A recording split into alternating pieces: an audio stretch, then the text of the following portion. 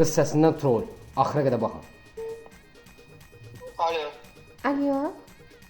Bəli, buyurun xanım. Salam, sizi narahat edən Güney xanımdır. Kiminlə danışam? Güney xanım, kimə zəng eləmisiniz? Kiminlə danışam? Xəyal. Xəyal, necəsən? Sağ ol. Buyurun, sizə necə kömək edeyim? Mən səni özləmişdim, ona görə zəng elədim. Narahat eləməyəm ki. Başa düşmədim. Deyirəm ki, səni Nədən sizi tanımsınız? Deyirəm ki, səni özləmişdim, ona görə zəng elədim ki, dönməyiniz, nədən yoxsa... Xanım, səhv düşmüşsünüz, başqa nömrə yazılmışsınız. Yaxşı, artist deyirəm, görüm. Duyam, atam gəldi, deyəm. Nə oldu? Üç nömrədə Patrikamla danışırım. Görmə telefonu. Alo. Alo. Kimsən qabala mən qızıma sən gedibsən. Dayı, mən zəng eləməmişəm, səhv düşübsün qızınız. Elə səhv çıxancar baxıram Allah'ım telefonla sənlə danışayım. Ola bilməz, dayı, bizdə dəmir dekor şirkətdir. Çok ol ancak sen bana buradan buraya varyant mı gelirsen? Bana vermeyin telefonu. Yavaş görüm. Vermeyin. Alo.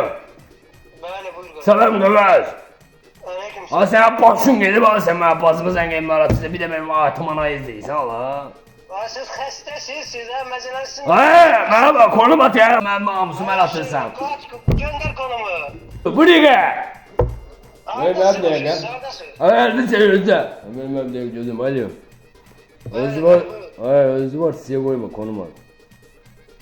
Kimsən qardaşsan? Adını deyə görüm kimsə. Sen benim. Bir de gözle gözle bir de. Sen benim namusuma el atırsan. Bazıma sen gelirsen cezene. Ay qardaş, səhv düşübsün. Sen lotu sana.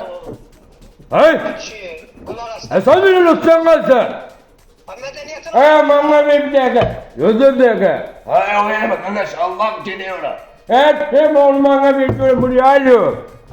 Alo. Sana değilim. Ne kadar adam yiyorsun? Hayatını koyulan cebine sana değilim. Sen benim kızıma bak. Niye sen gelirsen?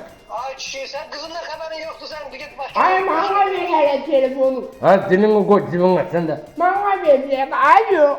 Ay sana kurban. Bana bak. Ay sana kalan kurban olsun. Sen benim kızımı. Ay sen benim kızımı da niye zencimden atıyorsun? O nişanı da Allah belanı versin. Derim niye zencilirsen kızıma da? Ha sen zengin gelipsiniz, ben zenginememiş ha. Ne diyorsun sen? Şimdi kime de durmaz bura. Ver hadi eve. Bagaj bir dakika kulak az. Sen haklısın canım ağzı zırım ama aydınlık veririm sana biliyor ha. Abi üstünden akıl. Recep. Gör sen tanır bu. Yani sen az. Allah'ım dostum ben zengin ettim. Allah'ım ben narat ettim. Ay çıktı sen ben niye zengin narat etsen ki? Ay hanım, ay Türk'ü, sen düşmüşsen ben. Ay sen benim namusuma bak.